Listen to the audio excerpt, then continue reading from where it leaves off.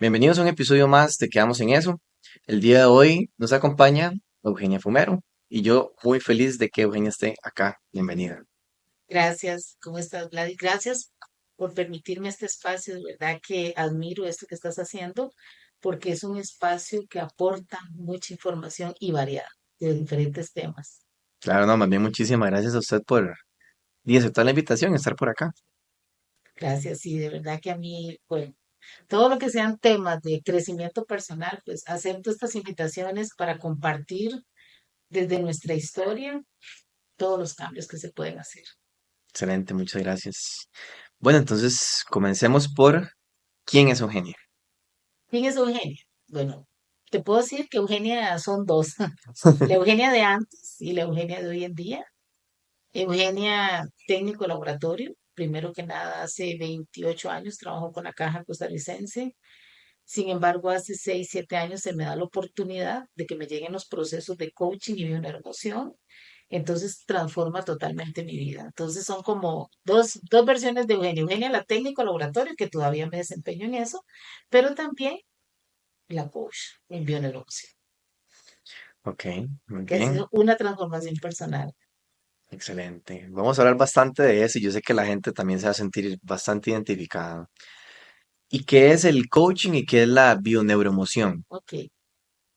Primero hice una certificación coaching ontológico, porque es muy importante poder que las personas entiendan un poquito más de porque el coaching generalmente, bueno, es entrenador, es un entrenador.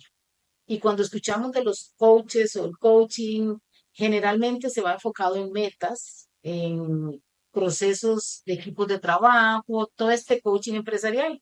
Pero el coaching que yo hago es ontológico. La palabra ontológico es el que trabaja desde el ser, Ok, desde herramientas que nos permiten deshacer creencias, pensamientos negativos, patrones que nos limitan a vivir una vida plena y que viene de muchas raíces, ¿verdad? En coaching ontológico nosotros decimos es como una cebolla y vamos quitando esas capitas, todas esas capitas hasta llegar a nuestra esencia, a ser personas sin tanta historia. Simple y sencillamente poder expresar el ser, esa es la palabra ontológico.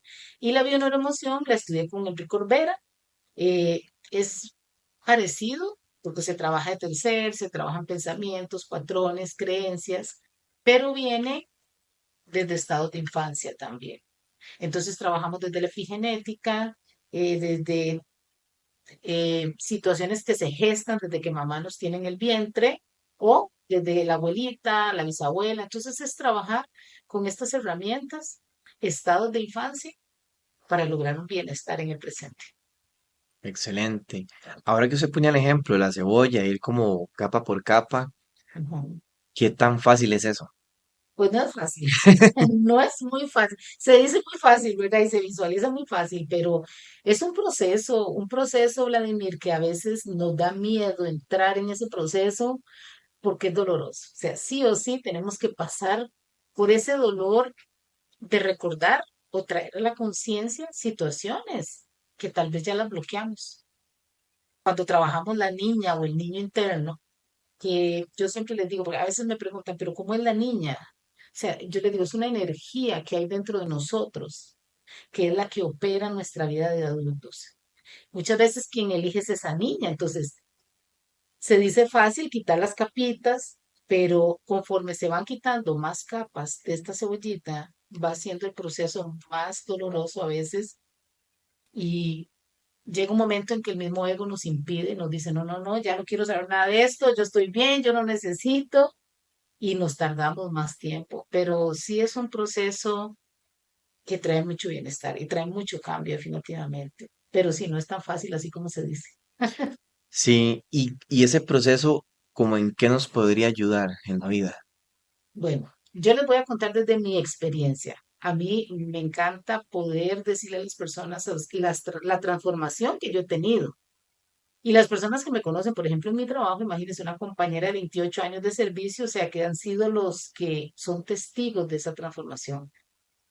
Generalmente nosotros vivimos de miedos y a veces esos miedos se magnifican y nos limitan. Nos limitan a tener una relación de pareja, a tener el trabajo que nosotros queremos hacer, nos limitan a viajar, por ejemplo, lo que yo te mencionaba, a veces hay miedos tan fuertes de montarse en un avión o de lanzarse en un paracaídas, o todas estas cosas que a veces no hacemos porque hay miedos que nos limitan. A veces son patrones familiares, mandatos familiares que también nos impiden poder desarrollarnos.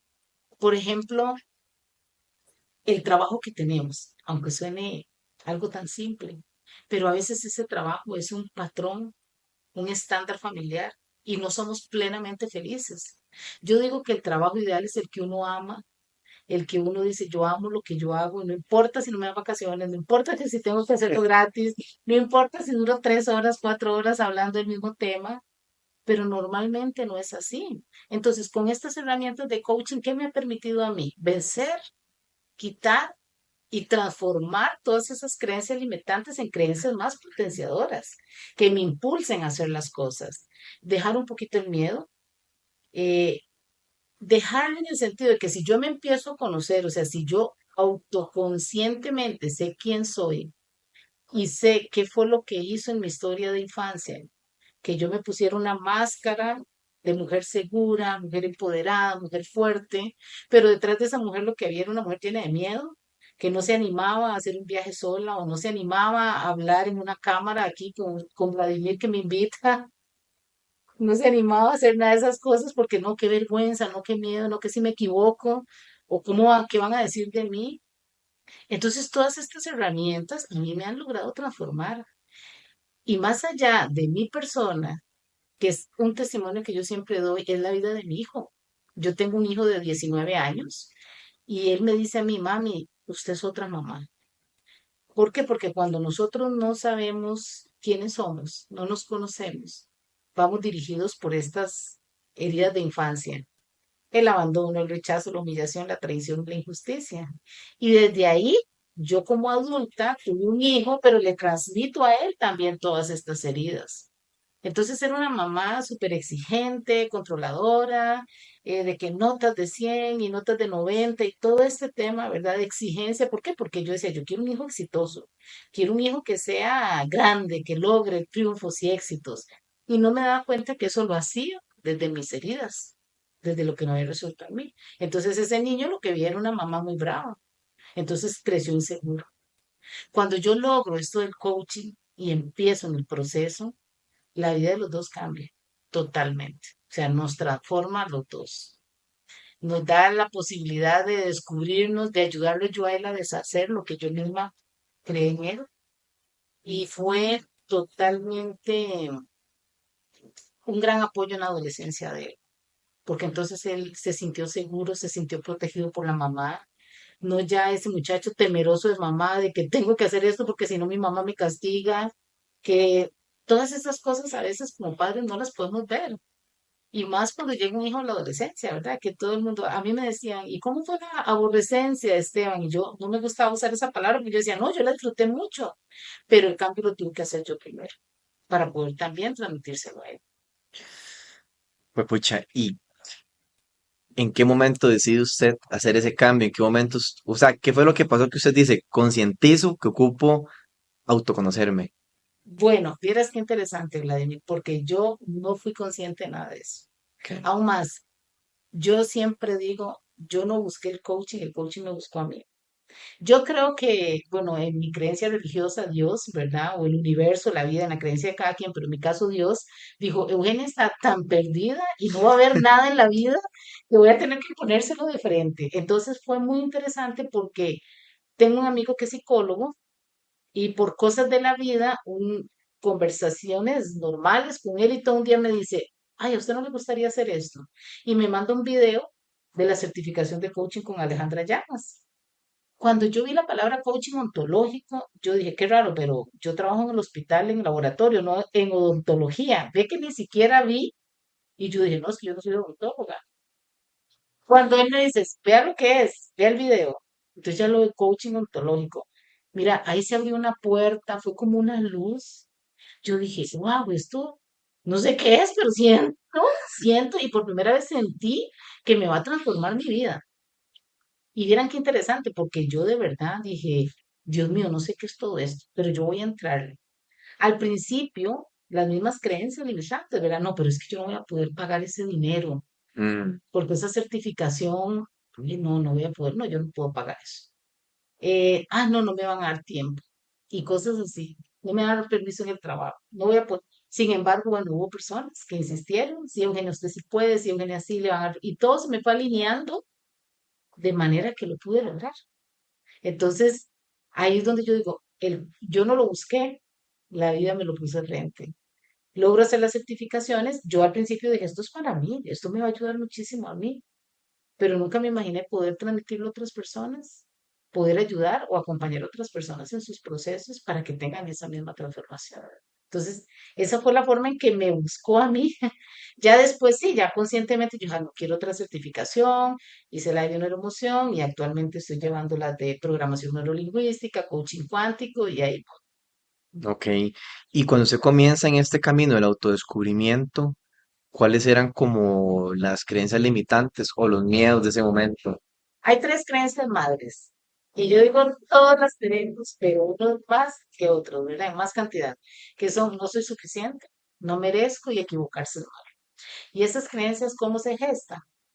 Cuando tenemos papás, como era yo conmigo, exigente, autoritaria, de poner límites, de si hace esto, le doy un premio, pero si no, lo castigo. Entonces, generalmente uno niño va formando, no, no soy suficiente para papá o para mamá. No, lo que hago es malo. No, si me equivoco es malo. Entonces, claro que ese es el miedo que nos da enfrentarnos a una cámara o hacer lo que nos apasiona, simple y sencillamente, porque no, ¿cómo me voy a equivocar? Y si mi papá ve que esto no me funciona, por ejemplo, a mí me pasó con esto del coaching. Ujú. Cuando yo se lo mencioné a mi papá, él, o sea, su primera reacción fue, no, pero eso no es un estudio, no es una universidad. Entonces ya como que eso de repente yo dije, ay no, mi papá no va a ser suficiente para él. Entonces, incluso hasta como que eso me hizo bajonear un poquito porque yo dije, no, esto no les va a agradar a mis papás. Sin embargo, bueno, seguí en el proceso. Entonces, lo primero que en mi caso tuve que aprender fue, no, si soy suficiente. O sea, si sé lo que yo hago, si sé lo que yo valgo.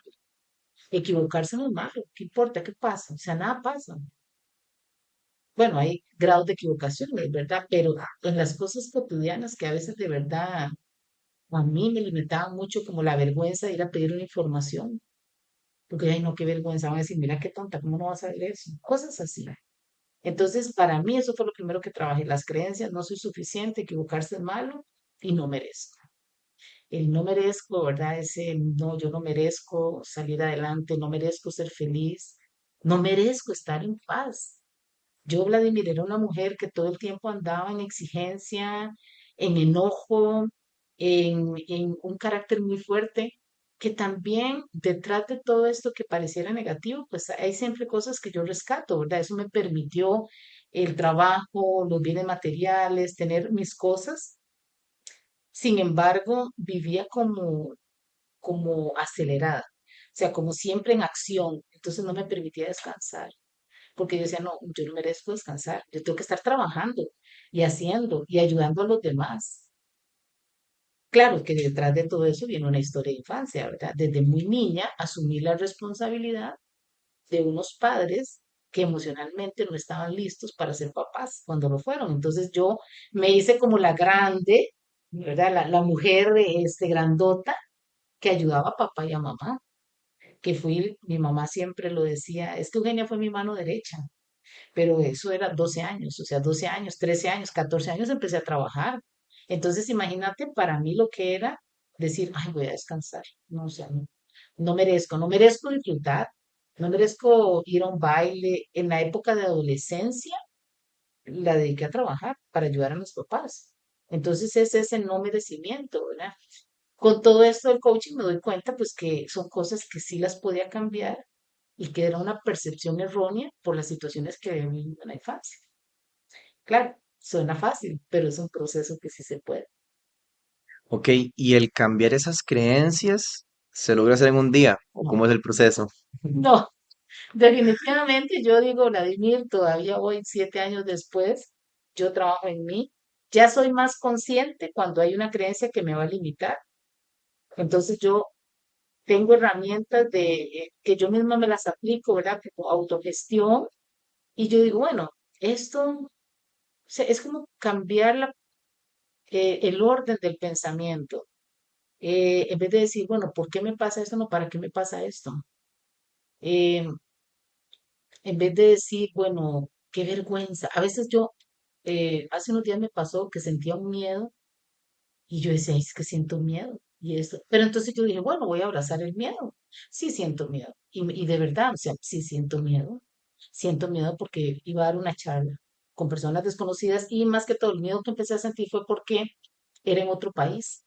Entonces, a veces el lenguaje que utilizamos aquí en Costa Rica, Vladimir lo conoce, yo lo conozco, Ujú. pero en otro país yo no sabía si iba a decir alguna palabra que para ellos fuera ofensiva porque ya me había pasado.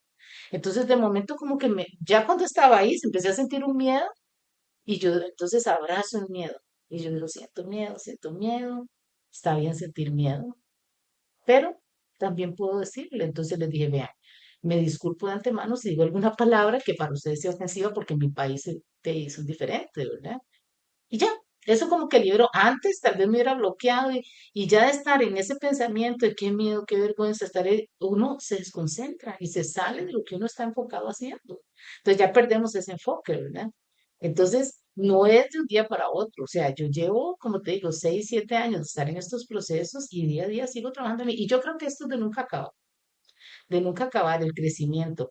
Pero llega un punto donde sí es más fácil. Yo te puedo decir que cuando yo inicié en estos procesos, ya alrededor del año y medio, 2 años, ya yo empecé a ver los resultados.